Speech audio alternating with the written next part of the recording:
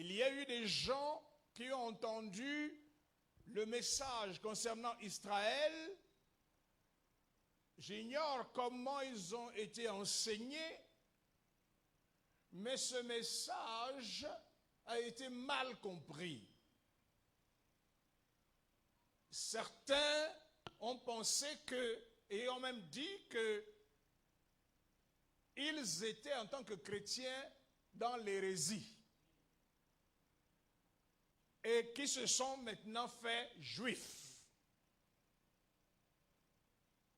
Ici au Cameroun, j'ai suivi un reportage une fois, je pense, sur France 24 ou sur YouTube où on montrait une communauté qui se disait juive et ils ont posé la question, ils ont interviewé l'une de ces personnes, il se trouve qu'elle était une chrétienne évangélique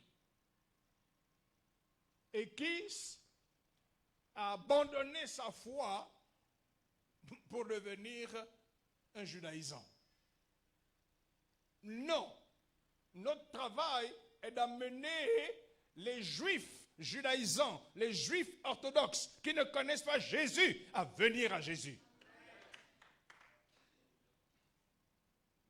Nous sommes dans la nouvelle alliance qui leur a été promise. Dieu nous a fait la grâce d'y entrer en premier. Et notre travail est de travailler avec Dieu pour que eux également, ils reçoivent la promesse, qu'ils reçoivent l'accomplissement de la promesse de la nouvelle alliance. Donc c'est un danger qui guette justement des chrétiens qui n'ont pas suffisamment de maturité spirituelle pour comprendre l'appel de Dieu en faveur de sa nation Israël. Non pas pour devenir des juifs, non pas pour idolâtrer le juif, parce que toi qui es là, tu es un chrétien né de nouveau, tu es plus grand qu'un juif. Tu es plus grand qu'un juif qui ne connaît pas Jésus. Alléluia. Il faudrait que ce soit bien clair. Je ne voudrais pas entendre demain que l'un de ceux-là qui ont participé à cette conférence ont quitté le côté où ils étaient dans la théologie de remplacement pour aller de l'autre côté pour devenir des juifs. Et la deuxième chose, c'est que nous ne sommes pas obligés d'adopter les symboles culturels juifs. Porter la kippa, porter le châle de prière, adopter les rituels juifs, ce n'est pas nécessaire. Ce n'est pas un péché, mais à condition que vous compreniez pourquoi vous le faites. Si vous décidez de porter la kippa, vous devez savoir, ok, pourquoi vous le faites et en avoir une conviction personnelle. Ne pas en faire une doctrine. Si vous décidez de porter le châle de prière, vous devez savoir pourquoi. Ce n'est pas un péché. Mais n'en faites pas une doctrine. Ce n'est pas dans la Bible. La Bible ne nous dit pas de porter la kippa ou de porter le châle de prière pour prier. Dieu nous a pris, nous les nations, telles que nous sommes. Et ça a été le combat de l'apôtre. Je voudrais que vous lisiez l'épître de l'apôtre Paul aux Galates. À l'époque de l'apôtre Paul, ça a été son combat. Lorsqu'il avait prêché l'évangile aux païens, aux Galates, il y avait des juifs qui avaient reçu Jésus, mais qui venaient dire à ceux-là, aux Galates qui avaient donné leur vie à Jésus, qu'il fallait aussi qu'ils adoptent les rituels juifs.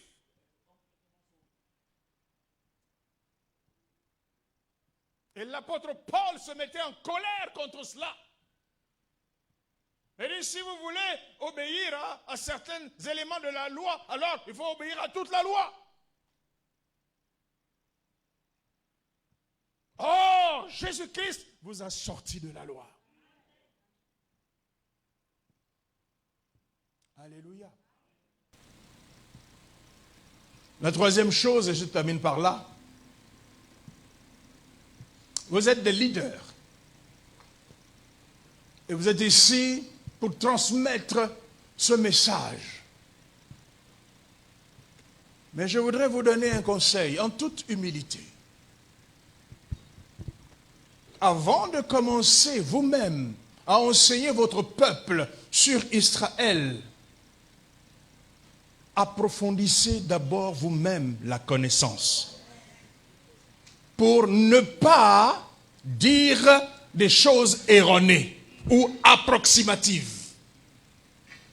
L'enseignement concernant Israël doit être précis et étayé à dans chaque détail par la parole de Dieu.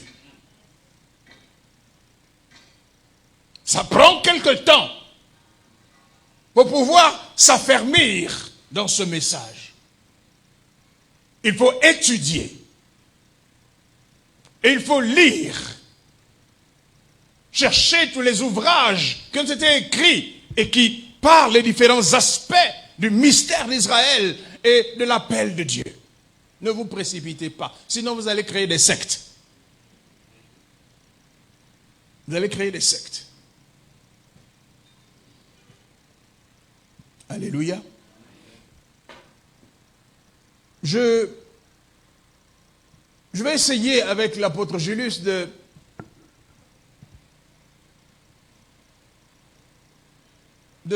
déjà j'ai lancé la réédition de mon livre.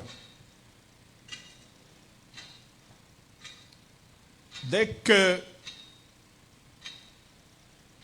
il sera réimprimé, nous allons envoyer des exemplaires ici au Cameroun. Ce livre a été écrit vraiment pour être un outil pédagogique, pour enseigner les croyants. Et vous pouvez l'utiliser de manière littérale pour vos enseignements, thème par thème.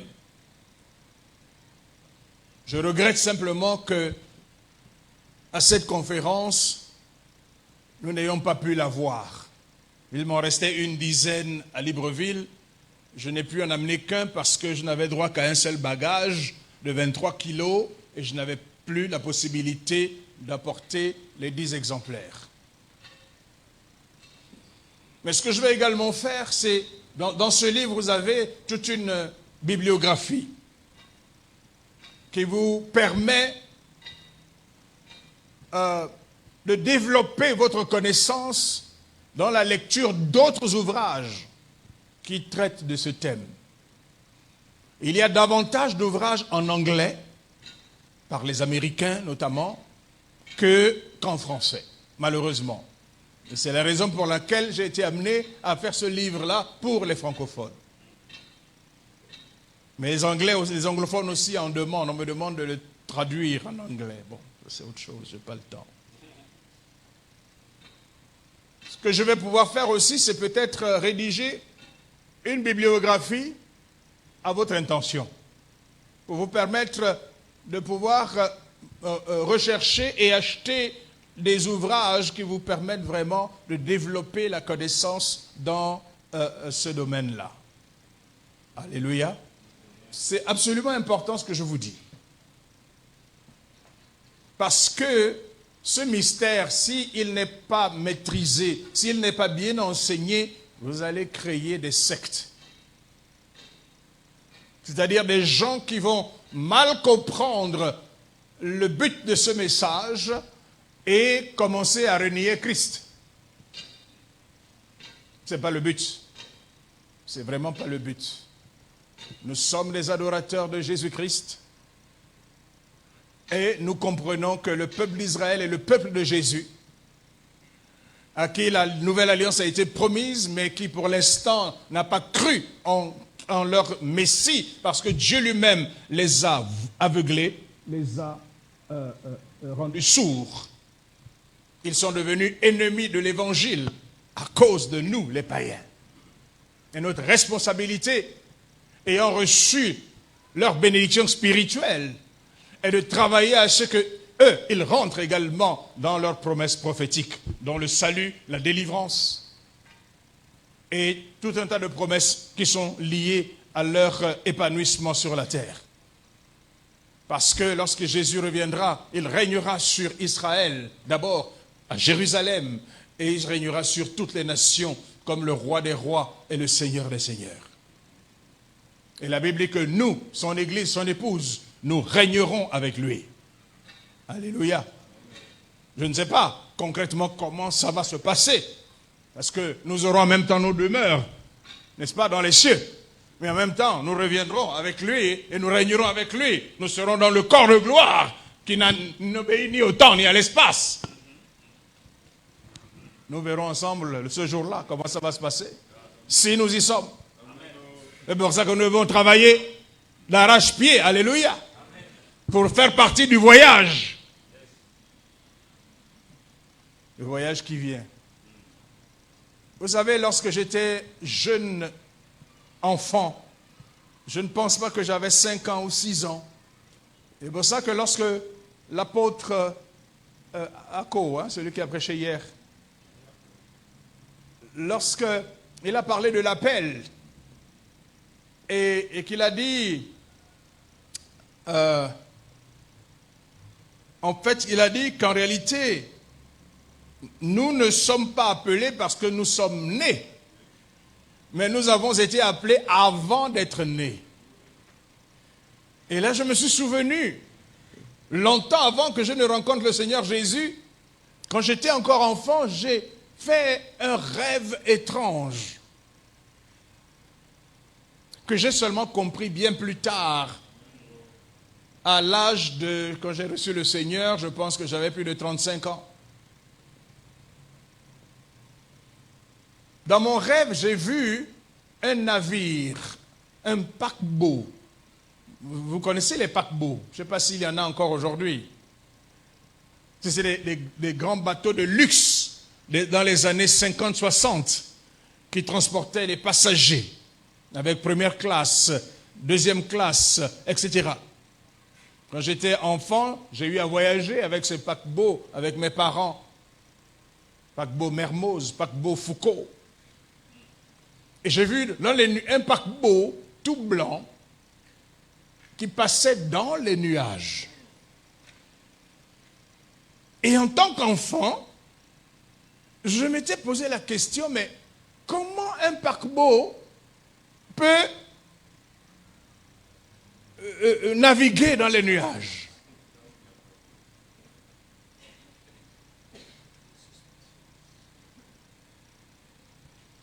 Et quand je suis arrivé en Christ, j'ai compris que c'était en rapport avec l'enlèvement.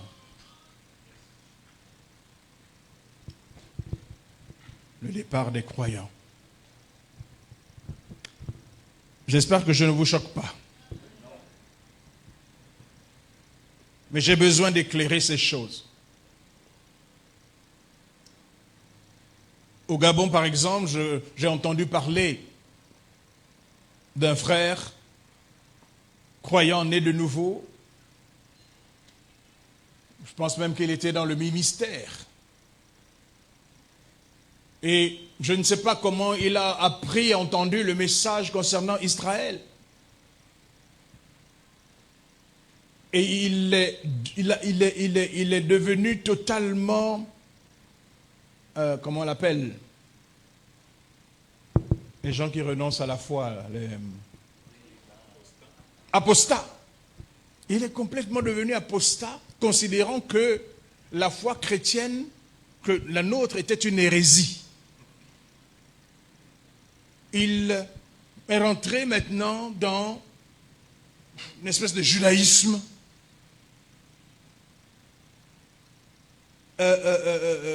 Ça aboutit même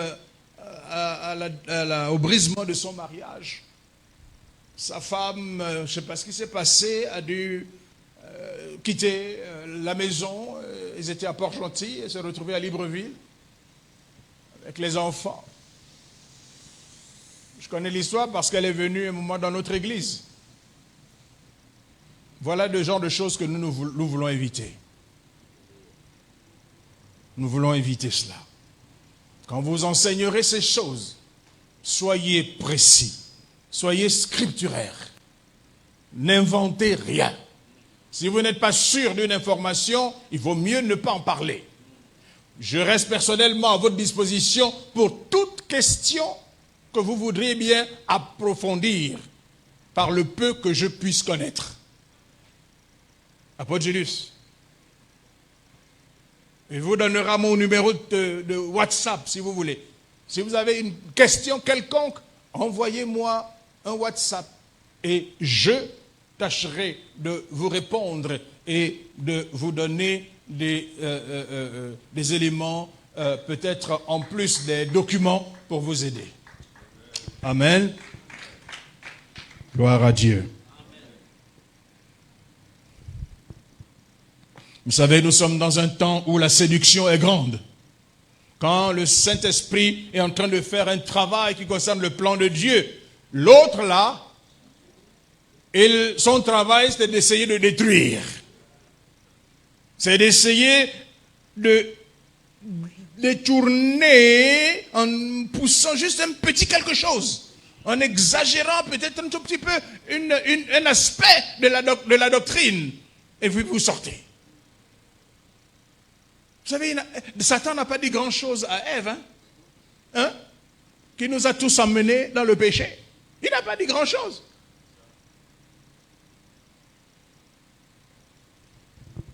Gloire à Dieu. Alors, aujourd'hui, nous allons aborder le rôle de l'Église, de notre temps, de notre génération, dans le plan de Dieu pour Israël.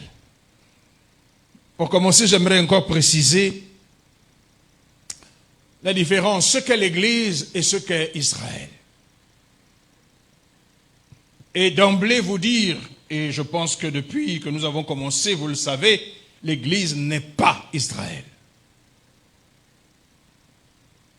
Israël est le premier peuple de Dieu sur la terre.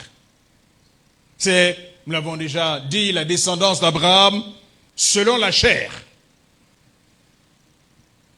Selon la promesse qui avait été faite, que Dieu a faite à Abraham en Genèse 12:3, où il a dit « Je ferai de toi une grande nation ».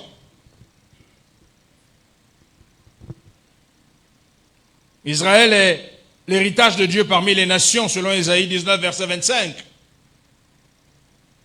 C'est la nation, c'est le peuple qui seul a reçu des promesses inconditionnelles de Dieu au travers d'Abraham et qui a reçu des promesses de bénédiction matérielle conditionnelles de la part de Dieu. Donc il y a des promesses inconditionnelles, il y a également des promesses conditionnelles. L'alliance avec Abraham, Isaac et Jacob est une alliance inconditionnelle.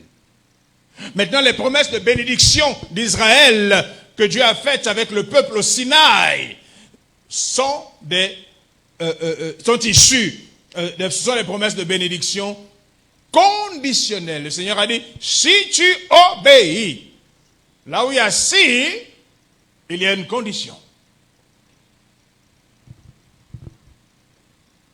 C'est le peuple de l'alliance avec Dieu qui, après une première alliance à la sortie d'Égypte basée sur la loi donnée à Moïse, a reçu la promesse d'une nouvelle alliance promise dans Jérémie au chapitre 31, verset 31. Retenez bien cela, 31-31.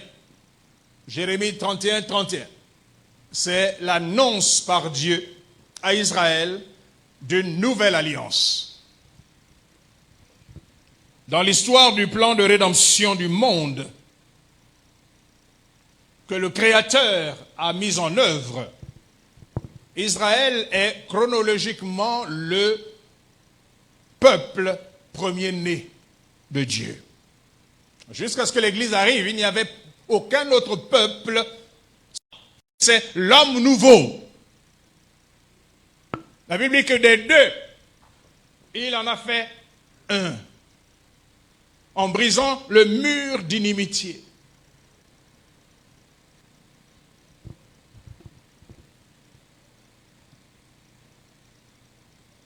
Si l'Église et Israël sont des corps bien distincts, ayant des destinées bien précises, parce que l'Église est un corps céleste. La destinée de l'Église de Christ est céleste. L'apôtre Paul dit bien que nous ne sommes pas de ce monde, nous sommes des célestes. C'est la raison pour laquelle, à la résurrection, lorsque Christ apparaîtra dans les nuées, les morts en Christ reviendront à la vie, et ceux-là qui seront restés vivants, nous serons tous changés. Nous retirons le corps de gloire, et nous serons enlevés vers le Seigneur. La première venue du Seigneur, il ne touchera pas la terre. Il apparaîtra dans les nuées du ciel, et sa puissance va attirer tout ce qui lui appartiennent vers lui. Alors qu'Israël, en tant que peuple, Israël a une destinée terrestre. Toutes les promesses que Dieu fait à Israël en tant que peuple, en tant que nation, sont terrestres. La gloire promise à Israël est une gloire terrestre. Alors que la gloire de l'Église est une gloire céleste. Un jour, les deux se retrouveront dans la nouvelle Jérusalem, à la fin du millénium.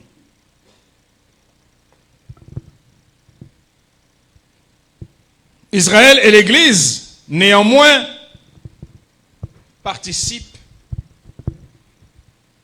de la même racine. De la même racine.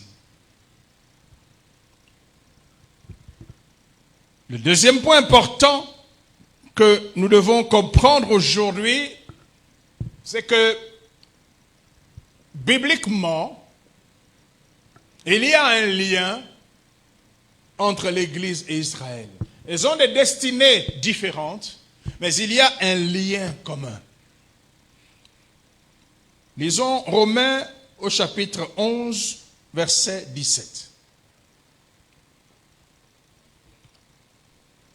Mais si quelques-unes des branches ont été retranchées, et si toi, qui étais un olivier sauvage, tu as été hanté ou greffé à leur place et rendu participant de la racine et de la graisse de l'olivier.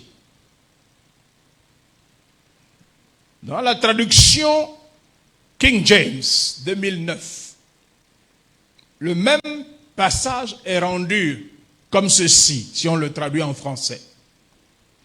Mais si quelques-unes des branches ont été retranchées, et toi, étant un olivier sauvage, tu as été greffé parmi elles.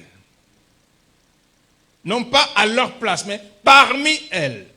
Et avec elles, tu es fait participant de la racine et de la graisse de l'olivier. Alléluia. Qu'est-ce que cela signifie? Pour accomplir son plan de rédemption sur la terre, après la chute de l'homme, après le déluge, Dieu plante sur la terre l'arbre de la foi. Les racines de cet arbre sont constituées par tous ceux-là qui ont cru et ont marché avec Dieu depuis la chute de l'homme. Ça commence notamment avec Seth, le troisième fils d'Adam. Quand Seth naquit, la Bible va nous dire que on commença à invoquer l'Éternel. Mais en réalité, Adam lui-même n'a jamais, pendant les 900 et quelques années de sa vie sur la terre, n'avait jamais cessé d'invoquer son Dieu. On dit que Adam a vécu toute sa vie dans la culpabilité. Et son bouc émissaire, c'était Ève. On dit qu'Adam s'est battu durant toute son existence sur la terre pour que Dieu le ramène dans le jardin.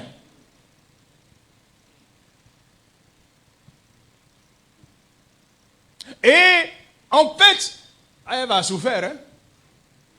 Parce que dès que Adam n'était pas content, il disait, c'est à cause de toi que nous sommes dans cette situation. Quand Adam est mort, on dit que c'est des livres hébreux qui ne sont pas dans notre canon de la Bible. On dit que c'est Dieu lui-même qui a organisé ces funérailles. Dieu a envoyé des anges. Et Dieu lui-même a indiqué le lieu où il fallait inhumer le corps d'Adam.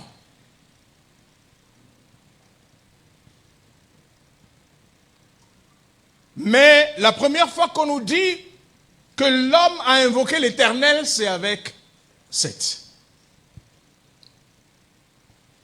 Après Seth, la personne dont on nous dit qui va marcher avec Dieu, ce fut Enoch. Il marcha avec Dieu pendant 300 ans et il fut enlevé. Enoch ne connut pas la mort physique. Après Enoch,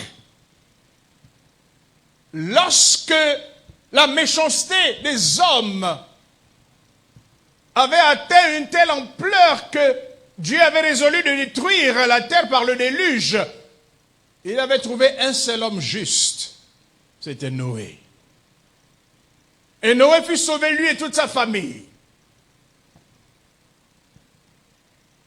À la suite de Noé, nous rentrons dans l'histoire d'Abraham, qui est un arrière-petit-fils de Noé. On dit que Abraham a grandi dans la maison de Noé. Il a connu son arrière-arrière-grand-père.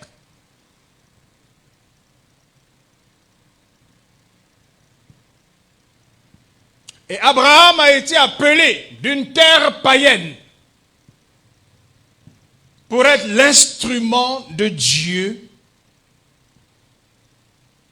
lorsque Dieu, en fait, met en route le programme de la rédemption de la terre.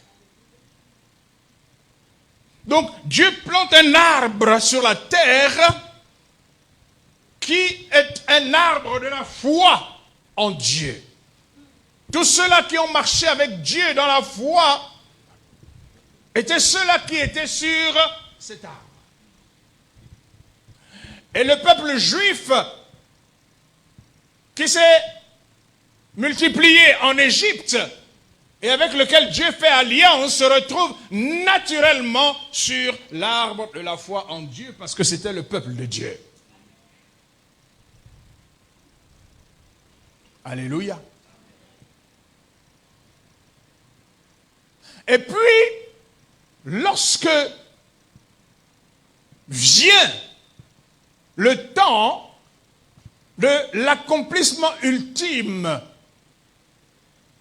du plan de rédemption, lorsque Jésus, le Fils de Dieu, vient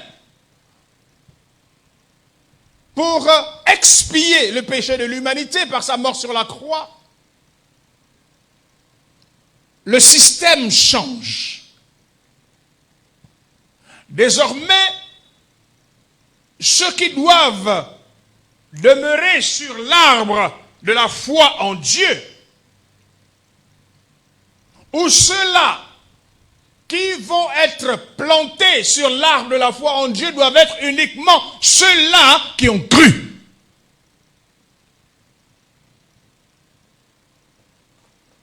Israël, qui était naturellement sur l'arbre de la foi, va se diviser en deux catégories. Ceux-là qui ont cru en Yeshua, leur Messie, restent sur l'arbre de la foi. Mais ceux-là, des Juifs d'Israël, qui n'ont pas cru, sont retranchés. Maintenant, les nations qui ont reçu l'évangile, qui étaient des branches d'olivier sauvages, qui n'ont pas été en quelque sorte plantées par Dieu, mais qui ont reçu le message du salut par la foi, qui ont cru en ce message, qu'est-ce que Dieu fait? Dieu les coupe des branches d'olivier sauvages qui ont grandi dans la brousse, et il vient les planter sur l'arbre de la foi, sur lequel Israël est naturellement demeuré.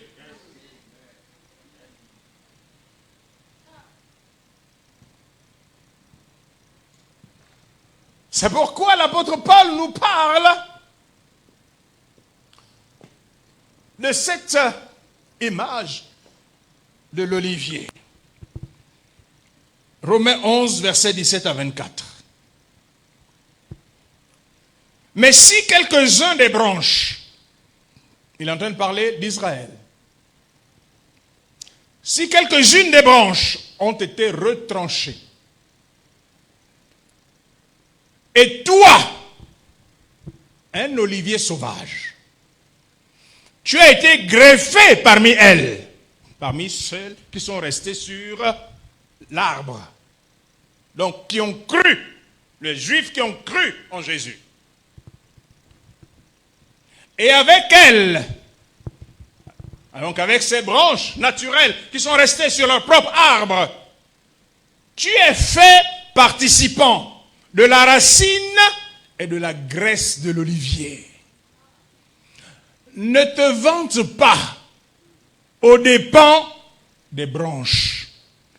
Mais si tu te vantes, tu ne portes pas la racine, mais la racine te porte. Tu diras alors, les branches ont été retranchées afin que je puisse y être greffé. Bien. À cause d'incrédulité, elles ont été retranchées. Et tu es debout par la foi. Ne sois pas orgueilleux, mais crains. Car si Dieu n'a pas épargné les branches naturelles, prends garde, de peur qu'il ne t'épargne pas aussi. Regarde donc la bonté et la sévérité de Dieu sur ceux qui sont tombés. Sévérité, mais envers toi sa bonté, si tu continues dans sa bonté. Autrement, toi aussi tu seras retranché. Et eux aussi, écoutez bien la parole, eux aussi, s'ils ne demeurent pas dans l'incrédulité, ils seront greffés. Car Dieu peut les greffer de nouveau. Car si tu as été coupé de l'olivier qui est sauvage de nature, et que tu as été greffé contre nature sur un bon olivier, combien plus ceux qui le sont par nature seront-ils greffés sur leur propre olivier? N'est-ce pas clair? Mais on n'a pas besoin de commentaires. C'est clair. Les Juifs ont été appelés, Dieu a fait alliance avec eux, et ils appartiennent aux branches naturelles de l'olivier naturel. Mais lorsque le temps de la nouvelle alliance est arrivé, ceux qui n'ont pas cru ont été retranchés. Et les païens qui ont cru, étant un olivier sauvage, les branches d'un olivier sauvage, Dieu les a coupés de cette branche d'olivier sauvage pour les greffer contre nature sur son olivier de la foi, au milieu de ceux d'Israël qui sont restés sur leur propre olivier. Les apôtres de Jésus sont de ces Juifs qui sont restés sur leur propre olivier. Les Juifs qui ont cru le jour de la Pentecôte sont ceux-là qui sont demeurés sur leur propre olivier. ainsi de suite.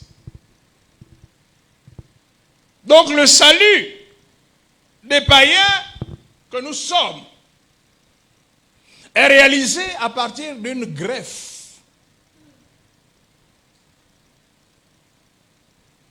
d'une transplantation. En fait, pour être sauvés, les païens ont été greffés sur l'olivier franc, c'est-à-dire cultivé par Dieu lui-même. Et l'olivier, ici, c'est l'arbre de la foi en Dieu. Il symbolise la vie spirituelle, la vie de l'esprit, communiquée par l'esprit, obtenue par la foi en Dieu. Et c'est le peuple d'Israël qui, depuis Abraham en particulier, incarne la foi au Dieu vivant. C'est pour cela que les croyants en Jésus sont appelés les fils d'Abraham. Amen. Certains disent fils spirituel d'Abraham. Nous sommes fils d'Abraham, le père de la foi. Donc, Israël est le peuple qui, depuis Abraham, incarne la foi au Dieu vivant et constitue donc l'olivier de Dieu, l'olivier franc, qui a été cultivé par Dieu lui-même. Parce que vous voyez dans cette image le lien entre l'Église et Israël. Alléluia. En réalité, il y a un lien entre l'Église et l'Israël de Dieu, c'est-à-dire de l'Israël qui a cru. Alléluia.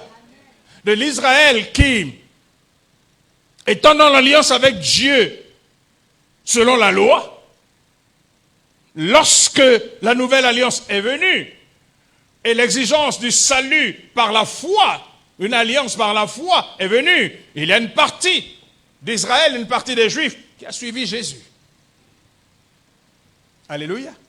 Et ils sont demeurés sur l'arbre de la foi en Dieu. Ils ont été sauvés. Et nous autres qui n'avions aucune alliance avec Dieu, le Seigneur est venu simplement par grâce nous couper. Nous étions des branches d'olivier sauvages, des adorateurs de la lune, des étoiles, de la mer, de les fleuves, des rivières, etc., etc.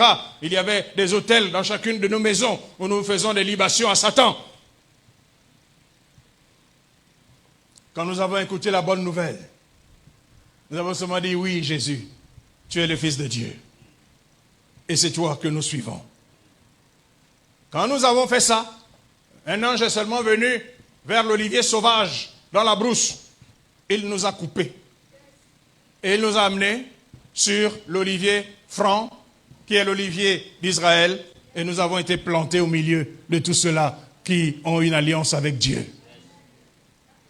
Et nous sommes devenus ainsi participants au peuple de Dieu. Alléluia. Le salut, le Saint-Esprit ont été partagés aux païens à travers la nation d'Israël, à travers ceux qui ont cru au milieu d'Israël. Et les païens ont reçu le salut, ont reçu l'Esprit de Dieu. Dieu a établi un principe qui reste valable encore jusqu'aujourd'hui, c'est celui du juif premièrement. Vous connaissez ce principe? Ok, nous allons lire. Actes chapitre 3, verset 36. 26. C'est un principe que Dieu a établi. Tout ce que nous avons reçu, en fait, appartient d'abord aux Juifs premièrement. Acte 3, verset 26. C'est à vous, premièrement, c'est Paul et Barnabas qui s'adressent aux Juifs. C'est à vous, premièrement, que Dieu, ayant suscité son serviteur, l'a envoyé pour vous bénir, en détournant chacun de vous de ses iniquités. C'est à vous, premièrement. Acte 13, verset 46. Paul et Barnabas leur dirent avec assurance, c'est à vous, premièrement, que la parole de Dieu doit être annoncée. Mais puisque vous la repoussez, et que vous vous jugez vous-même indigne de la vie éternelle, voici, nous nous tournons vers les païens.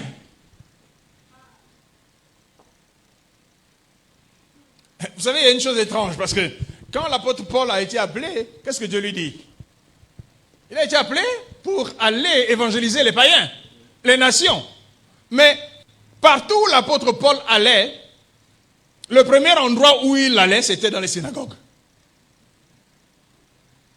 Et comme on le connaissait comme un rabbin, on lui donnait la parole. Et c'est là où il commençait à prêcher Christ, dans la synagogue, aux Juifs. Ce qui créait un trouble. Et quand il sortait de là, l'église était divisée, la synagogue était divisée. Et il y en a qui disaient, oui, ce qu'il a dit est vrai. Et ils suivaient l'apôtre Paul. Et l'autre disait, oh non, il est venu renier notre foi, notre loi. Non, non, non, non, non, cet homme ne prêche pas la parole de Dieu. C'était la division dans les synagogues. Mais les premiers à suivre l'apôtre Paul, quand il allait en mission dans les nations, c'était les Juifs. En petit nombre, mais c'était d'abord des Juifs. Et c'est quand on le chassait de la synagogue, après le message qu'il avait donné, maintenant il allait vers les païens. Pourquoi? Parce qu'il avait le fardeau pour le salut de son peuple. Il avait le fardeau pour le salut d'Israël. Il savait que le système divin avait changé et que la loi ne comptait plus. Maintenant, c'était la grâce.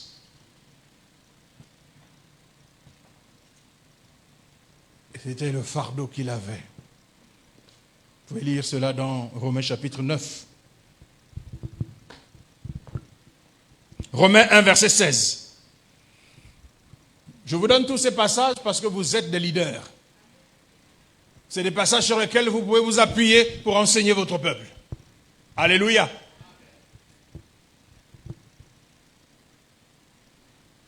Romains 1, verset 16. Car je n'ai point honte de l'évangile. C'est une puissance de Dieu pour le salut de quiconque croit. Du juif, premièrement. Puis, du grec. Les Grecs, c'est nous tous là, qui ne sommes pas juifs. Enfin, un autre texte encore, Romains 2, versets 9 à 10. Tribulation et angoisse sur toute âme d'homme qui fait le mal, sur le juif, premièrement. Puis sur le grec, gloire, honneur et paix pour quiconque fait le bien, pour le juif, premièrement, puis pour le grec. Alléluia. Donc il y a deux groupes que Dieu considère dans l'accomplissement de son plan. Les juifs et les non-juifs. Mais il dit aux juifs, premièrement. Bien-aimés, l'une des choses que nous devons bien comprendre, c'est que notre connexion à Jésus, notre Seigneur et Sauveur, est aussi une connexion objective avec Israël. Sans que vous ne le sachiez, sans que vous ne le réalisiez, parce que par la foi, vous êtes connecté à Jésus. Cela signifie automatiquement que, objectivement, vous devenez connecté à Israël. Les païens sauvés sont connectés à Dieu au travers de Jésus, notre Rédempteur. Or, Jésus, dans la chair, est issu d'Israël. Lui-même a dit à la femme samaritaine que le salut, en réalité, il parle de lui-même parce que le mot salut n'est autre que le nom de Jésus, Yeshua. Alléluia. Il est en train de dire à la samaritaine, le salut vient des Juifs. En fait, il dit, moi, Yeshua, je viens des Juifs. Vous savez qu'il y a des croyants qui pensent que Jésus n'a pas de nationalité. Ils pensent que Jésus est sans nationalité. Et quand vous lui dites que mais Jésus est juif, Vous dites comment? Mais il est né où?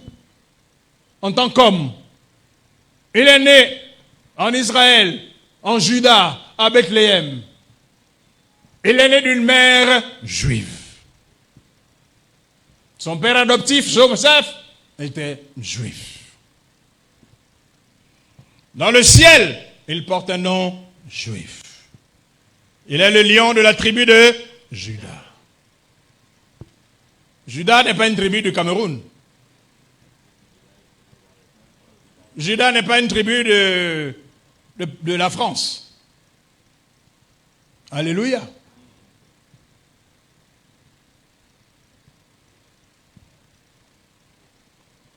Quelqu'un a dit, lorsque tu t'en prends à Israël, sache que, en tant que chrétien, sache que dans le ciel là-bas, celui que tu appelles Jésus, il est le roi d'Israël.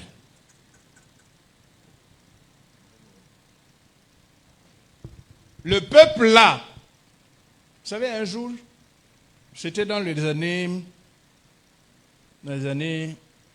2000. On était en train de parler on parlait d'église en église. On allait on organisait des conférences pour parler d'Israël. Un pasteur qui était en colère contre nous. Un pasteur pourtant avec lequel on travaillait avant, de temps en temps. Et ce pasteur-là a dit, même si Dieu vient me dire de prier pour Israël, je ne le ferai pas.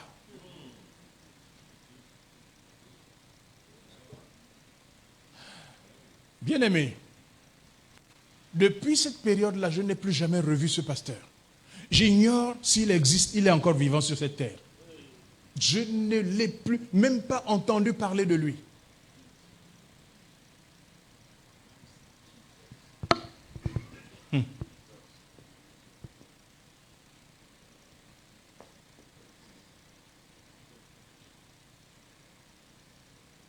Les croyants des nations en Yeshua, en Jésus, ont été transplantés sur l'olivier franc de Dieu et participent dès lors à la sève de l'olivier. Notre vie est entretenue par la sève de cet olivier, l'arbre de la foi en Dieu. Nous, en tant que croyants, nous avons une identité nouvelle, celle des enfants qui sont nourris à la même nourriture spirituelle venant de Dieu et qui coule sur la terre au travers d'Abraham, le père de ceux qui croient en Yahvé. C'est pour cela que l'apôtre Paul écrit dans Galates 3, verset 7. Reconnaissez donc que ce sont ceux qui ont la foi qui sont fils d'Abraham. Ceux qui sont sur cet arbre-là, aujourd'hui, ce sont les fils d'Abraham. Que ce soit les fils naturels, mais qui ont cru en Yeshua, ou que ce soit les fils adoptifs, ceux qui sont qui viennent des nations et qui ont cru et qui appartiennent maintenant à cet arbre de la foi. Nous avons été greffés au milieu des enfants d'Israël qui ont cru pour participer à la racine et à la sève de l'olivier. L'olivier signifie la vie par l'esprit, la vie spirituelle. Au milieu et avec les enfants d'Israël qui descendent dans la chair d'Abraham qui ont cru. Donc Israël n'a pas disparu. Même si physiquement, de nombreuses branches ont été coupées de l'olivier de Dieu. En réalité, depuis 2000 ans, nous sommes au milieu de l'Israël qui a cru, que nous appelons aujourd'hui les Juifs messianiques. Cet Israël qui a cru, qui est resté en tant que branche naturelle sur le tronc de l'olivier de Dieu, leur propre olivier. Les chrétiens, l'Église des nations est donc attachée quelque part. Vous avez des racines. Nous avons des racines. Alléluia. Alléluia. Qui a déjà vu un arbre de Noël? Bon, à l'époque, avant d'être chrétien et de nouveau, on avait tous un arbre de Noël le 25 décembre dans nos maisons. Mais bon, aujourd'hui, on est né de nouveau, on n'a plus ça. Mais néanmoins, que ce soit à l'époque ou maintenant, quand vous visitez des amis païens, le jour de Noël, vous voyez un arbre de Noël dans leur maison, n'est-ce pas? Qu'est-ce que vous remarquerez aujourd'hui? Est-ce que l'arbre de Noël a-t-il des racines? Voilà. C'est un arbre qui n'a pas de racines. Et au bout de quelques temps, dans la maison, elle commencera à sécher. Alléluia. En fait, cette église de Jésus, qui est comme un arbre de Noël, qui n'a pas de racines, parce que nos racines bibliques sont en Israël, dans l'Israël qui a cru, dans l'Israël de Dieu, dans l'Israël de Jésus. Nous partageons la même racine. Mais il y a une église qui est la fausse église. Elle n'a pas de racine. C'est un arbre de Noël. C'est un arbre de Noël. Vous savez, c'est comme dans le ministère. Il faut avoir des racines pour pouvoir grandir, aller loin. Il faut avoir des pères. Il faut avoir une source. Il faut avoir des références. Les ministères ou les églises dont on ne peut pas identifier d'où ils sortent, d'où ils viennent, qui n'ont ni père, ni mère, ni généalogie, comme Melchisédek. On ne sait pas trop comment les identifier. On ne sait pas où elles sont. Nous devons faire attention à cela. Alléluia. Deuxième illustration de la relation entre l'Église et Israël nous est donnée par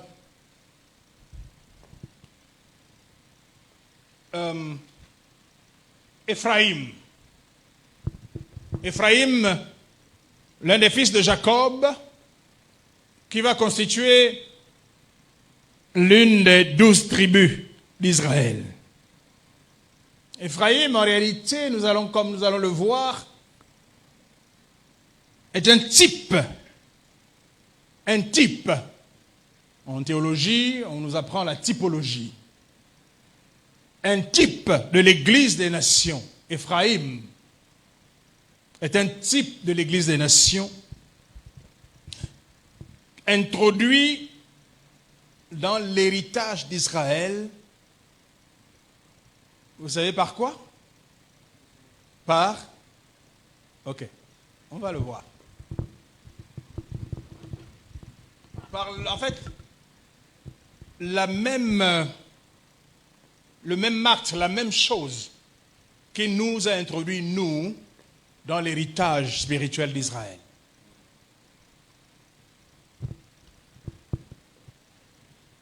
Après avoir été rejeté et condamné à mort par ses frères, Joseph, qui est un type de Christ,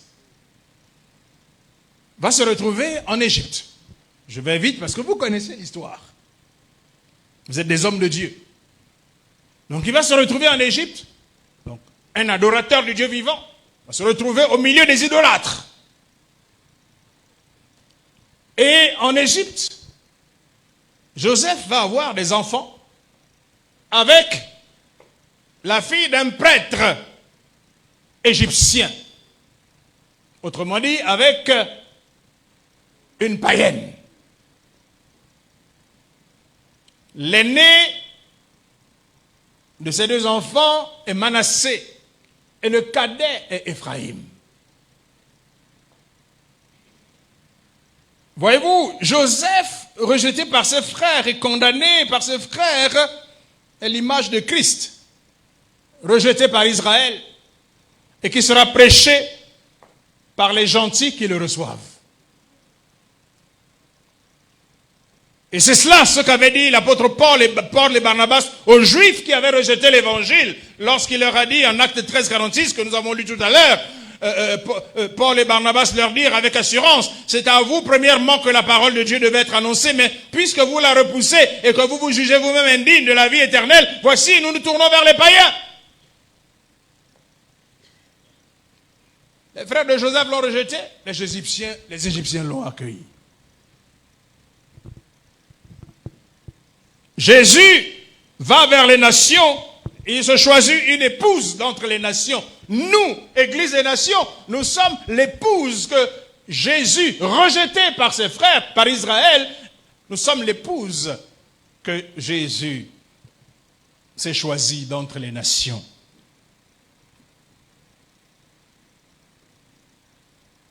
Jacob, juste avant de mourir, non, c'est au début même de sa rencontre avec Joseph, va dire à Joseph que ces deux-là, tes deux enfants-là m'appartiennent. Et ils partageront l'héritage de leurs frères. C'est-à-dire les 11 autres tribus d'Israël. Vous lisez ça en Genèse 48, verset 5. Et c'est la raison pour laquelle, quand Israël rentre dans la terre promise, il n'y a pas de territoire appelé Joseph. Mais à la place, il y a deux territoires appelés Manassé et Éphraïm. Parce que, également, les Lévites n'avaient pas aussi droit à une partie de la terre d'Israël. L'Éternel était leur portion.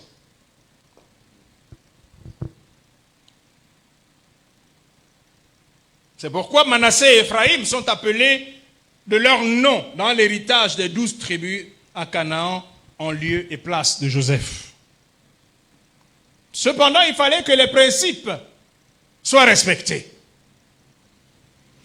Au moment de bénir les enfants de Joseph, on annonce à Joseph, ah, ton père est mourant. Joseph part de la capitale, là où son père se trouve, il amène les deux enfants.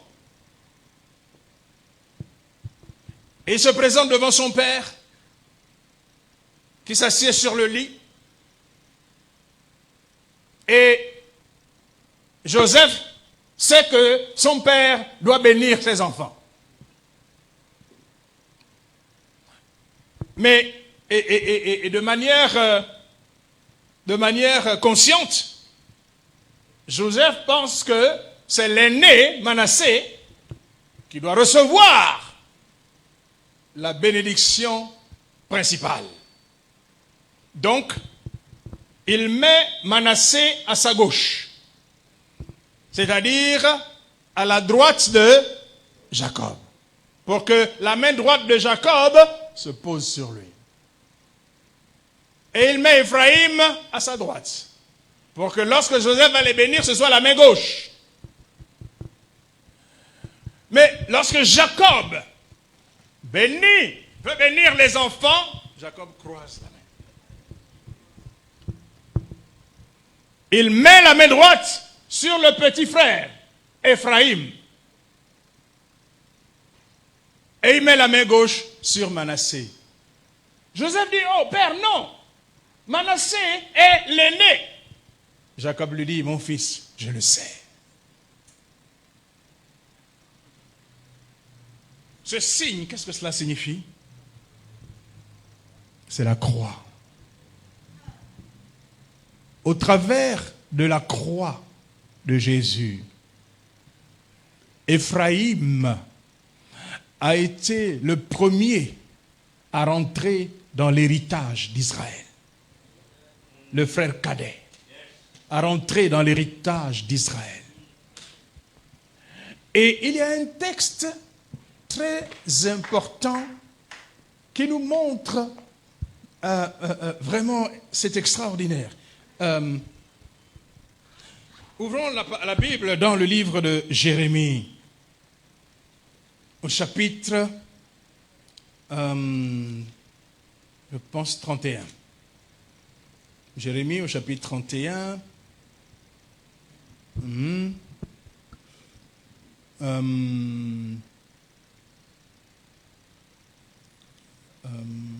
À partir du verset 6. Jérémie 31, à partir du verset 6. Lisons attentivement. Car le jour vient où les gardes crieront sur la montagne d'Éphraïm. Je vous en prie, retenez bien cela. Parce que nous allons encore aller plus loin avec ça.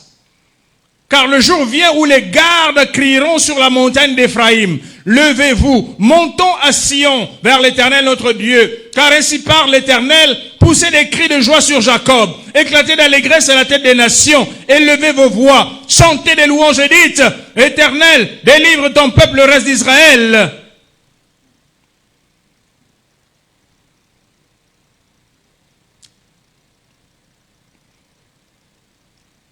Alléluia.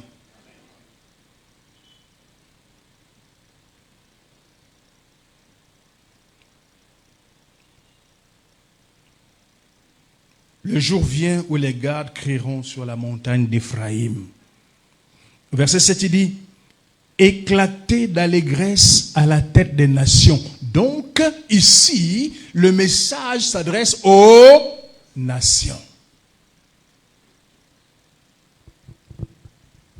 Éphraïm, nous avons vu, est l'image des croyants des nations de l'Égypte, qui sont rentrés dans l'héritage d'Israël au travers de la croix.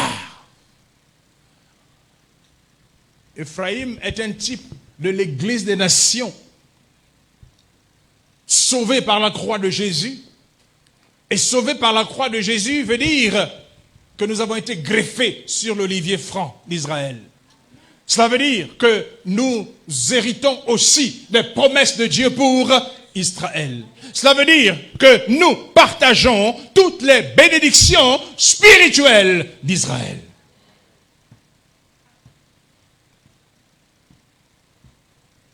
Yes.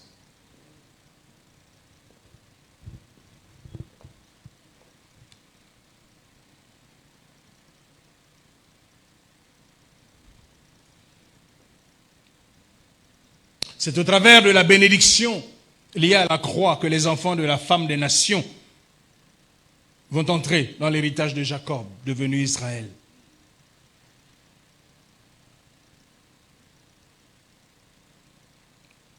L'apôtre Paul nous enseigne que c'est au travers de l'œuvre de la croix accomplie par Christ au calvaire que nous, les païens, nous sommes devenus co-héritiers d'Israël. Et c'est seulement grâce à l'œuvre de la croix que nous accédons, nous, les païens, les non-juifs, aux bénédictions qui n'appartenaient qu'au peuple d'Israël. Nous nous souvenons de ce que Jésus avait dit à la femme syro-phénicienne qui était venue lui demander de l'aide pour sa fille.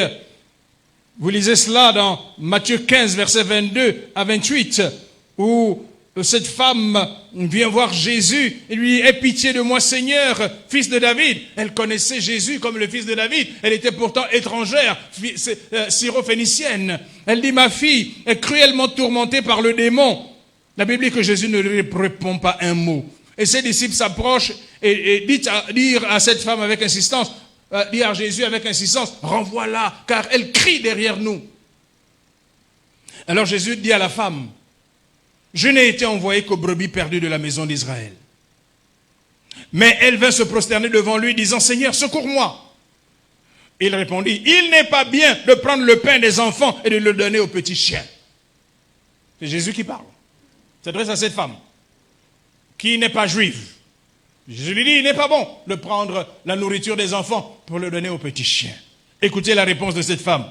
Oui, Seigneur, dit-elle, mais les petits chiens mangent les miettes qui tombent de la table de leur maître. Alors Jésus lui dit, femme, ta foi est grande. Qu'il te soit fait comme tu veux. Et à l'heure même, sa fille fut guérie. Alléluia. Cette femme ne s'est pas rebuffée parce que Jésus l'a traitée de chien. Non, elle a dit, tu as raison, maître. Mais les chiens, quand les enfants mangent, eh bien les chiens mangent les miettes. Moi, je ne veux que les miettes.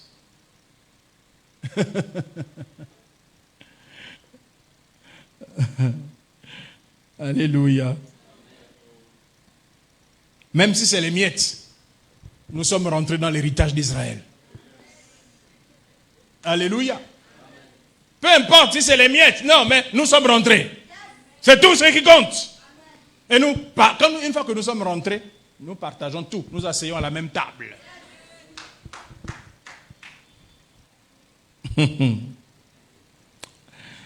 Cette femme, elle n'était pas juive. Elle n'avait normalement pas le droit de recevoir ce qui appartenait exclusivement à Israël en tant que peuple de Dieu. Cependant, elle a cru en Jésus. C'est ça qui fait la différence. Elle a cru en Jésus et l'a appelé le fils de David.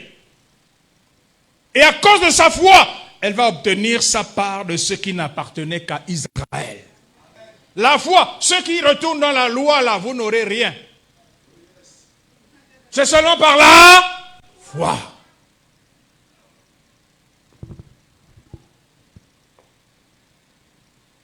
Et c'est ce que l'apôtre Paul nous explique en Éphésiens 2, chapitre 11 à 18, lorsqu'il dit, il explique ce mystère, il dit, c'est pourquoi vous, autrefois païens dans la chair, appelés incirconcis par ceux qu'on appelle circoncis, et qui le sont en la chair par la main de l'homme, souvenez-vous que vous étiez en ce temps-là sans Christ, privés du droit de cité en Israël, étrangers aux alliances de la promesse, sans espérance et sans Dieu dans le monde. Est-ce que nous étions? Mais maintenant, alléluia, en Jésus-Christ, hey, alléluia, mais maintenant, en Jésus-Christ, vous qui étiez jadis éloignés, vous avez été rapprochés par le sang de Christ. Car il est notre paix.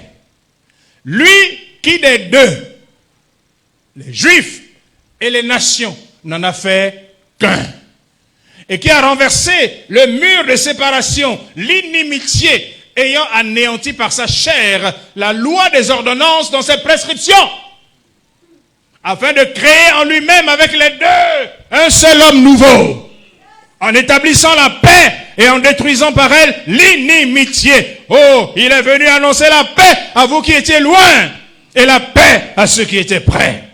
Car par lui, nous avons les uns et les autres accès auprès du Père dans un même esprit. Réjouis-toi de ton salut. Alléluia.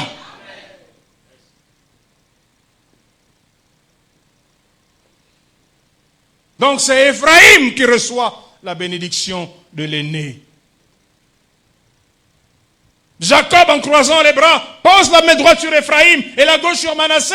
Ephraïm, qui est le fils cadet, issu de l'épouse des nations, sera donc le premier à rentrer dans l'héritage promis à Israël. Comme l'Église. L'Église des nations que nous sommes. Nous avons été les premiers à rentrer dans l'héritage qui a été promis à Israël. Israël, même le propriétaire de l'héritage, est d'abord resté à côté. Vous comprenez ça? C'est pour ça qu'Israël jusqu'aujourd'hui est dans l'incrédulité. Pour que nous, là, des branches d'olivier sauvages, que Dieu vienne nous couper. Vienne nous couper. Pour nous faire rentrer dans l'héritage d'Israël. Rappelez-vous que Dieu avait dit d'Israël que c'était son fils premier-né. Quand Dieu dit qu'il a un fils premier-né, ça veut forcément dire donc qu'il y a un autre après. Le fils cadet, c'est l'Église. Et comme dans cette histoire de la bénédiction de Jacob, des fils de Joseph, c'est le cadet, le petit frère, qui rentre dans l'alliance avant le grand frère. Nous les hommes, on va peut-être dire que oh mais Dieu c'est injuste. Dieu est souverain. Ce qu'il fait, il le fait. Tu ne peux pas le juger. Alléluia. Ephraïm est donc ici un type de l'église des nations. Le petit frère, en quelque sorte par rapport à Israël, qui entre dans la bénédiction de la nouvelle alliance avant le fils premier-né, Israël, qui pourtant revenait au fils premier-né. Éphraïm, l'église des nations, où le fils cadet reçoit donc par le biais de la croix la bénédiction de l'aîné, et il est intégré à l'héritage d'Israël. Vous pouvez lire ensuite Josué 16, versets 4 à 8, lorsqu'on partage l'héritage d'Israël, et on voit comment, à la place de Joseph, c'est Manassé et Éphraïm. Il y a deux éléments qui peuvent nous conforter dans l'identification d'Éphraïm, le fils cadet de Joseph, le juif, avec la femme des nations, à l'église des nations. Deux choses qui nous permettent d'identifier Éphraïm à l'église des nations que nous sommes. La première chose, c'est que, après le schisme d'Israël, sous le roi Roboam, le fils du roi Salomon qui a hérité de la royauté, il va y avoir un schisme, une division avec les 10 tribus du nord et la tribu de Juda et Benjamin au sud. Les 10 tribus du nord, ayant pour capitale la Samarie, vont s'appeler du nom d'Éphraïm. La Bible va appeler ces 10 tribus du nord Éphraïm. Il y aura donc une séparation entre le royaume de Juda, avec Jérusalem pour centre, et Éphraïm, les 10 tribus du nord. Or, plus tard, à l'époque où les 10 tribus du royaume d'Israël seront déportées en Assyrie, vers l'an 722 avant Jésus-Christ, une colonie de peuplement d'Assyriens va être installée en Samarie. Vous lisez ça dans 2 Rois, chapitre 17, versets 14 à 29. Et dans ce temps-là, depuis ce temps, les habitants de la Samarie ont été considérés par les Juifs comme des païens, jusqu'au temps de Jésus. Vous lisez ça dans Jean 4, verset 9. Éphraïm, païen. Vous suivez? La deuxième chose qui nous conforte dans l'identification d'Éphraïm avec l'Église des nations se trouve dans Apocalypse, verset 7, 4 à 8. Nous sommes là dans la période de la tribulation. Et on est en train de citer celles des tribus d'Israël qui sont marquées du sceau de l'agneau. Il y a une chose curieuse, parce qu'on cite toutes les tribus. Mais quand vous vérifiez, Éphraïm n'est pas cité. Éphraïm n'est pas cité. On cite toutes les tribus d'Israël pendant le temps de la tribulation qui vont recevoir le sceau de l'agneau. Mais parmi toutes ces tribus, Éphraïm n'est pas cité. Alors qu'Éphraïm avait été introduit dans l'héritage d'Israël comme une tribu, une demi-tribu. Il y avait Manassé. Par contre, il y avait dans la liste dans Apocalypse 7, verset 4 à 8, Manassé est cité et de nouveau Joseph est cité. Mais pas Éphraïm. Pourquoi? Alors qu'Éphraïm, au même titre que Manassé, avait été légalement introduit par Jacob dans l'héritage d'Israël. C'est tout simplement qu'en fait, Éphraïm n'est plus là. Éphraïm, c'est l'église des nations qui, de même que ceux d'Israël qui ont cru l'Israël de Dieu, ne seront pas concernés par cette phase de l'histoire, la période de la tribulation, car nous pensons que l'église, corps et épouse du Messie, aura été enlevée au son de la dernière trompette. L'apôtre Paul déclare à ce propos dans 1 Thessaloniciens, vous le connaissez bien, verset 4-16, il dit: car le Seigneur lui-même a un signal donné à la voix d'un archange et au son de la trompette de Dieu, descendra du ciel. Et les morts en Christ ressusciteront premièrement. Ensuite, nous, les vivants qui serons restés, nous serons tous ensemble enlevés avec eux sur des nuées à la rencontre du Seigneur dans les airs. Et ainsi, nous serons toujours avec lui. Dans 1 Corinthiens 15, verset 52, il ajoute: en un instant, en un clin d'œil, à la dernière trompette, la trompette sonnera et les morts en Christ, les morts ressusciteront incorruptibles et nous serons changés. L'enlèvement est une réalité, bien-aimés. Vous y croyez? C'est une réalité et c'est bientôt. Bientôt, nous devons être prêts. En tant que leaders, nous devons préparer nos églises. Vous savez, sur le net, là, YouTube, on voit souvent des petits films sur l'enlèvement. La plupart du temps, c'est le pasteur qui est resté. Le pasteur est resté avec quelques brebis. Alors faisons attention nous-mêmes, hein? En tant que pasteur, en tant que serviteur de Dieu, d'être rejeté après avoir prêché aux autres. Une autre image de la relation entre l'Église et Israël, c'est l'image de Ruth et Naomi. Je vous en ai déjà parlé. Vous voulez que je m'en parle encore? Non, je vais passer parce que le temps. Hein? Mais vous vous souvenez de ça, n'est-ce pas? Gloire à Dieu. Ceux qui n'étaient pas là, écoutez, renseignez-vous auprès des autres. Alléluia. Donc Ruth et Naomi, dans leur relation, est une image de la relation entre l'Église et Israël. Alléluia. Nous voulons être une Église Ruth, non pas une Église Orpa.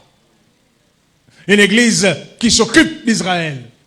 Alors qu'Israël est dans l'amertume à cause de tout ce qu'elle a subi dans les nations. Elle rentre dans le pays promis, mais Israël est amer. Nous, l'Église, et c'est ça le rôle de ICEG.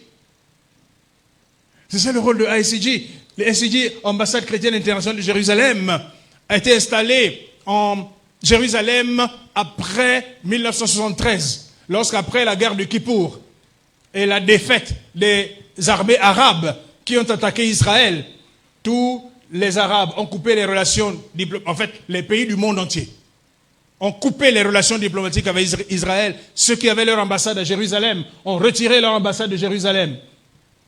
Alors des chrétiens qui connaissent la prophétie biblique, qui connaissent le rôle d'Israël dans le plan de Dieu, qui connaissent le rôle que l'Église doit jouer, ont décidé d'installer une ambassade chrétienne, c'est-à-dire une représentation de la chrétienté évangélique à Jérusalem.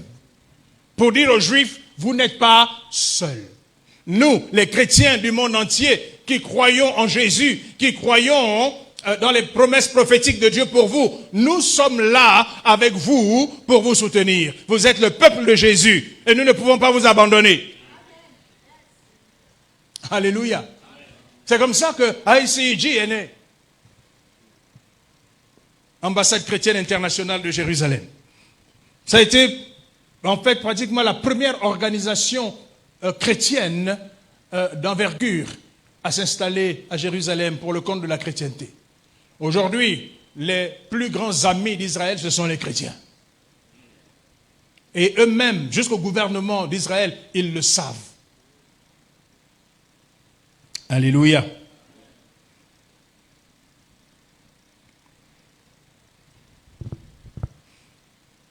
Dans le plan de Dieu pour Israël et l'Église,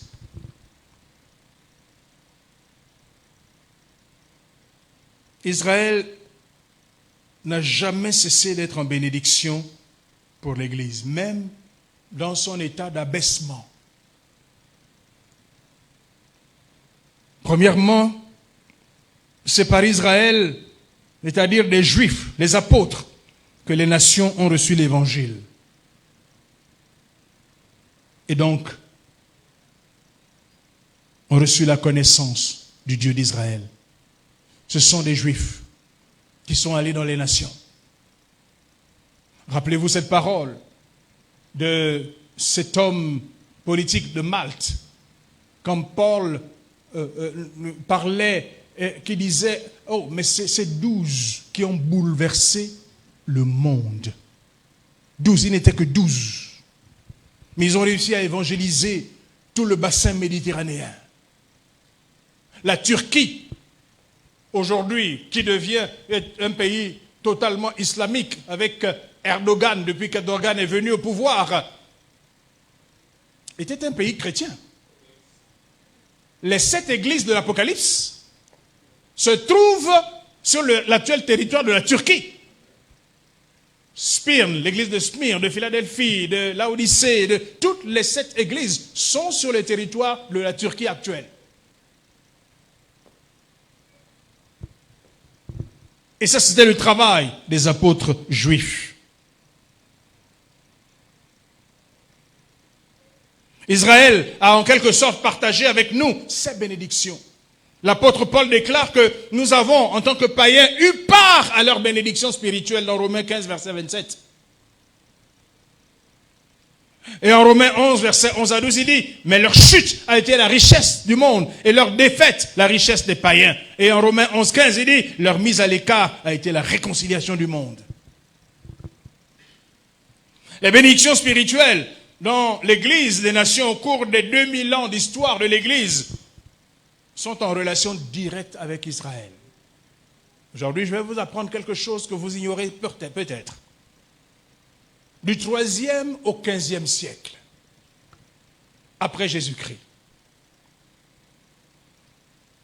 il y a eu une grande persécution d'Israël dans les nations, de grandes persécutions d'Israël dans les nations. Cette période,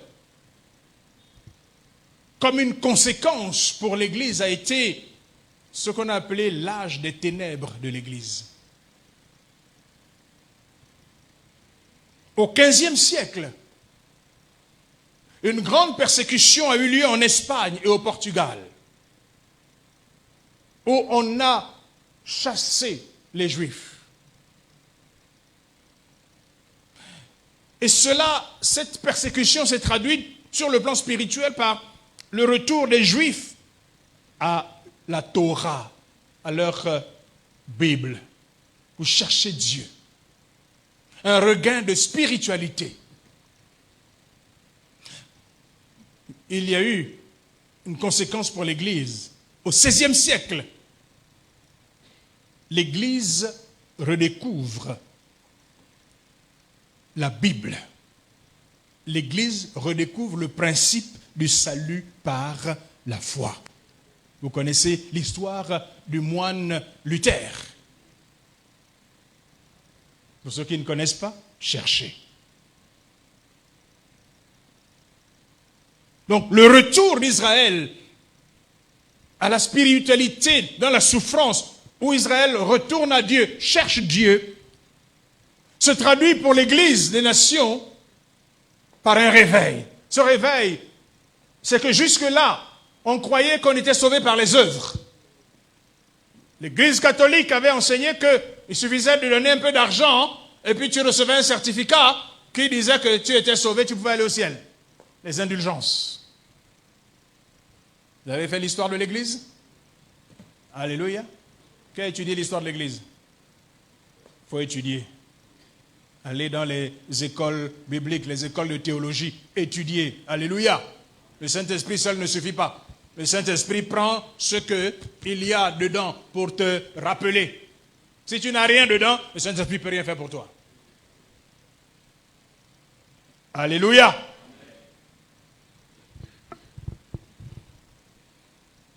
Donc, en conséquence, ça a été la réforme.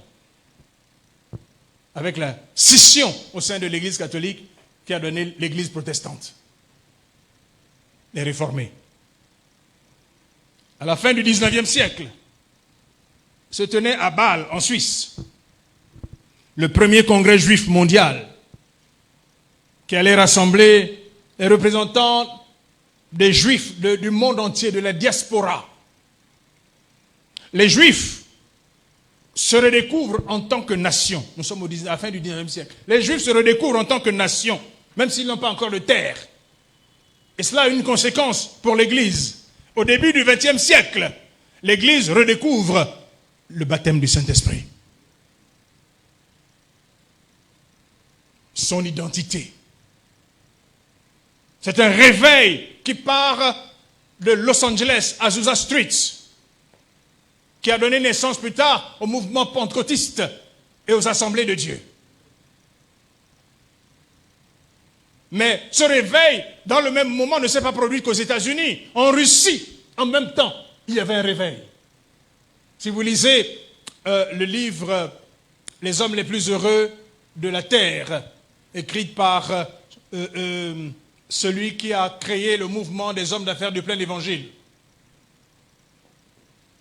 Il vous dit qu'en Arménie, à la même époque, il y a eu un réveil puissant.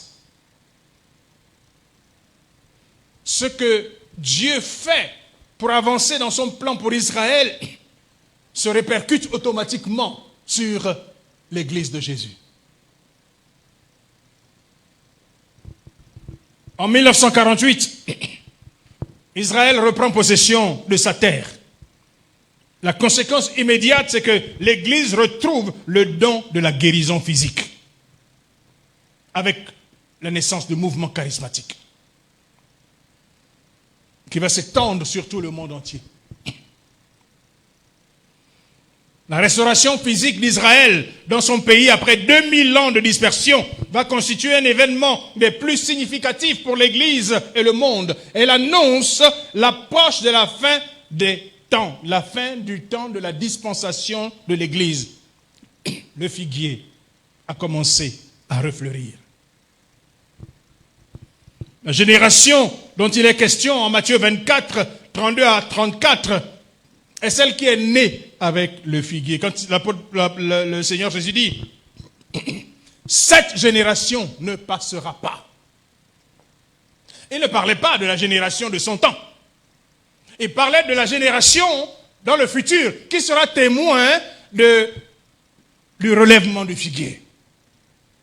Il dit que cette génération-là qui verra Israël revenir à l'existence dans son pays, cette génération-là ne passera pas. Nous sommes cette génération. Et nous sommes, à mon avis, la dernière génération. Une génération, globalement, dans la Bible, c'est 100 ans. Nous sommes cette dernière génération.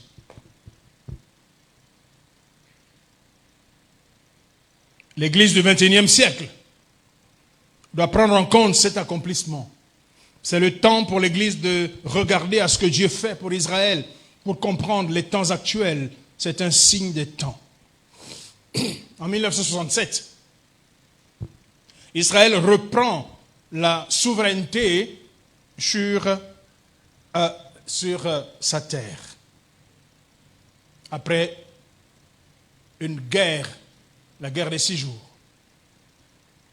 Et c'est un accomplissement prophétique de Jésus en Luc 21, 24.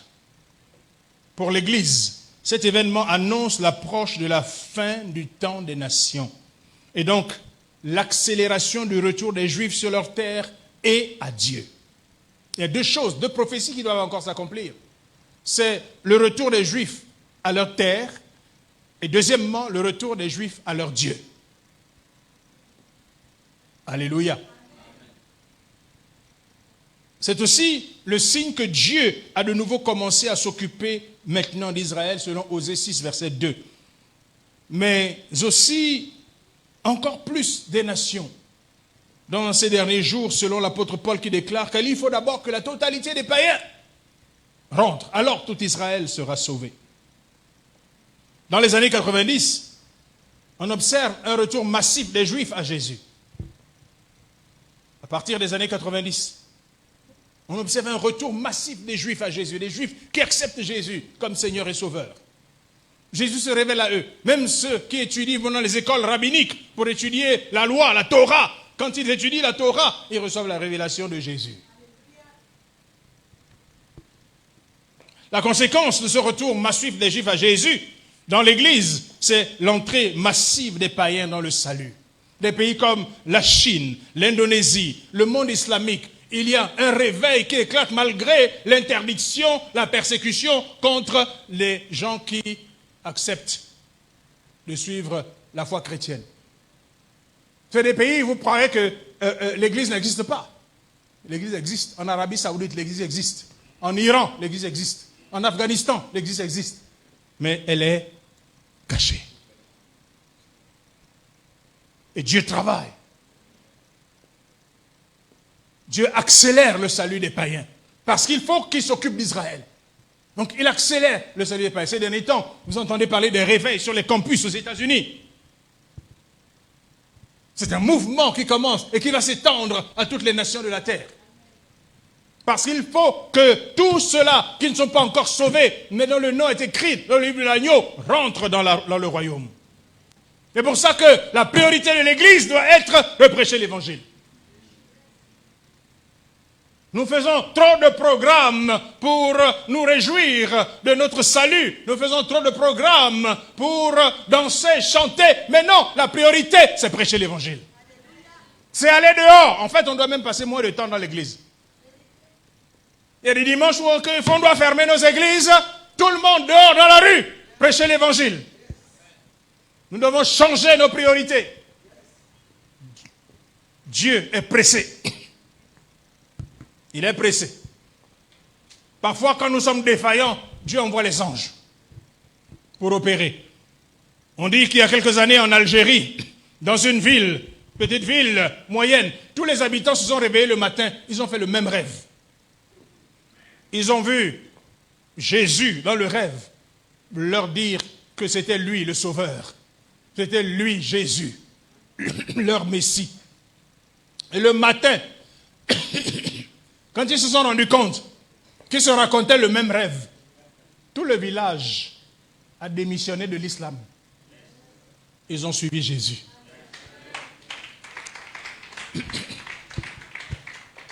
Ouais, c'était comme les Samaritains à l'époque de Jésus. Dans Jean 4, quand la femme samaritaine est allée au village pour leur dire « Hé, j'ai rencontré quelqu'un. Est-ce que ça ne serait pas lui, le Messie ?» Les gens du village ont dit « Écoute, bon, nous on va aller voir. » Et tout le village est venu au puits. Et puis, ils ont entendu Jésus leur parler. Alors ils ont dit à la femme « Ce n'est plus à cause de ce que tu nous as dit, mais nous-mêmes nous avons entendu. Et nous croyons que c'est lui qui est le Fils de Dieu, le Sauveur. » Tout le village a été sauvé. Et ils ont demandé à Jésus de rester avec eux 2 jours. C'est l'image de Jésus parcourant les nations pendant 2 jours, c'est-à-dire 2000 ans. Le temps de grâce pour les nations. La Bible dit, dans le verset suivant, que le 3e jour, il reprit la route pour aller chez les siens. Et chez les siens, son peuple à lui, le 3e jour. Et la Bible dit que il fut bien reçu des siens. Ceux-là même qu'il avait rejetés avant. Ce 3e jour, ils l'ont accueilli. Ils l'ont reçu comme leur fils, leur sauveur, leur prophète. Alléluia. Oui. Nous sommes au 3e jour maintenant. Et les choses s'accélèrent. Les choses s'accélèrent. Et Dieu veut travailler avec vous. C'est pour cela qu'il y a aussi ce séminaire. Dans sa connexion à Israël, l'Église reçoit des bénédictions nouvelles. La sève coule du tronc dans les branches. Parce que nous sommes greffés à l'olivier, n'est-ce pas? La sève qui coule de l'olivier, la sève de l'esprit qui coule de l'olivier, nous abreuve pour que nous puissions vivre par l'esprit, marcher par l'esprit. Ce que nous recevons, cette connexion à Israël, l'Israël de Dieu, l'Israël qui a cru, c'est la révélation biblique et prophétique. Psaume 137, verset 56. Si je t'oublie, Jérusalem, que ma droite m'oublie, que ma langue s'attache à mon palais, si je ne me souviens de toi, si je ne fais de Jérusalem le principal sujet de ma joie. Vous savez, l'assèchement spirituel de l'Église vient de ce que, en réalité, elle n'est pas greffée sur l'arbre qui lui donne la sève. Elle s'est coupée elle-même d'Israël en disant « c'est moi qui suis maintenant Israël ». Alléluia. Mais lorsque nous sommes greffés à l'Israël, que nous en avons conscience, eh bien, que nous n'oublions pas Jérusalem, que nous faisons d'elle le principal sujet de notre joie, que nous nous préoccupons d'elle,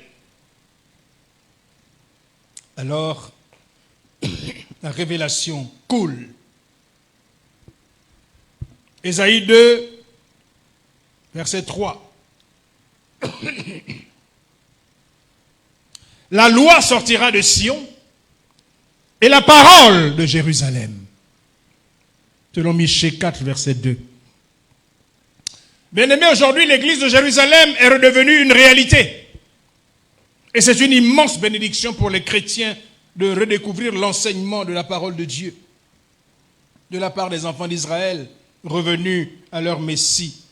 Nous avons fait l'expérience de cela depuis 1996, où nous allons en Israël tous les ans à la convocation de toutes les nations, qui est un temps où toutes les nations se rassemblent, l'église de toutes les nations se rassemble pour prier pour les nations, le salut des nations et le salut d'Israël, juste avant la fête des tabernacles organisée par l'ambassade chrétienne internationale. Nous avons fait cette expérience. Quand un juif messianique vous enseigne, même si vous avez 50 ans dans la foi, que vous avez des doctorats de théologie, tous les doctorats que vous voulez, mais lorsqu'un juif messianique se met à vous enseigner la parole de Dieu, vous réalisez que vous ne connaissez rien. Vous ne connaissez rien. Parce que lui, il connaît la parole de Dieu dans la langue d'origine. Non pas les traductions que nous avons ici. Où les choses sont traduites à gauche et à droite, à tort et à travers. Ils ont lu, étudié depuis leur enfance. Même lorsqu'ils n'étaient pas encore des croyants. Ils ont étudié la Torah, ils ont étudié le Tanakh dans leur langue. La langue dans laquelle la Bible a été écrite. Ne vous laissez pas tromper par les soi-disant théologiens qui vous disent que le Nouveau Testament a été écrit en grec. Faux. Le Nouveau Testament a été écrit par des Juifs qui parlaient hébreu. Et ils ont d'abord écrit dans leur langue. Et ça a été ensuite véhiculé en grec. Parce que le grec, à ce moment-là, était la langue de communication de ce temps-là. Oui, il y a beaucoup d'erreurs qu'on nous a apprises. Maintenant, il ne faut pas vous laisser berner. Il faut maintenant vous-même chercher la vérité. Alléluia. Alléluia.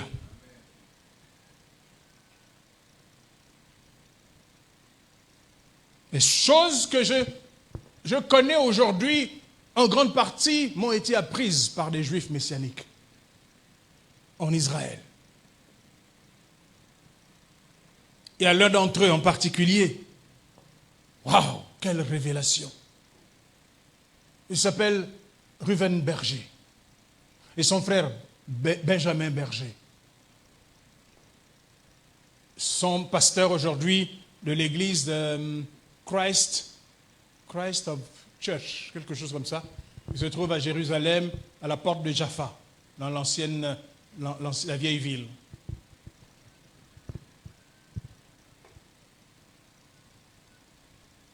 Le psaume 133 déclare qu'il est doux pour des frères et des sœurs de demeurer ensemble. C'est comme l'huile, la meilleure, qui répandue sur la tête des saints. Et il dit après, c'est là que l'Éternel donne sa bénédiction. Lorsque le corps est rassemblé, quand juifs et païens en Jésus se rassemblent, waouh, le corps est réuni. Et la Bible dit que là, Dieu fait descendre l'huile. L'huile. L'Éternel déverse sa bénédiction. Alléluia. Gloire à Dieu. Il y a des choses que malheureusement je ne peux pas vous dire, compte tenu du temps, mais qui auraient été importantes. Et je veux m'arrêter ici pour ce matin. On a fait déjà plus de 2 heures de temps, non? Hein? Je vais m'arrêter ici ce matin. Alléluia. Gloire à Dieu. Gloire à Jésus. Seigneur, nous te disons merci pour ces moments. Nous croyons au Dieu des vivants que ton esprit va utiliser ces mots, ces paroles pour nous enseigner, afin que ces choses demeurent en nous. et que nous en soyons les ambassadeurs dans nos églises respectives. Seigneur, qu'il n'y ait aucune déformation de ce qui a été dit, qu'aucune pensée charnelle ne s'immisce dans la pensée de l'esprit. Protège, Seigneur, la parole que tu as libérée ce matin. Et donne, Seigneur, à tes serviteurs, Seigneur, une onction d'enseignement qui garde la parole et qui sait la transmettre fidèlement. Au nom de Jésus. Amen.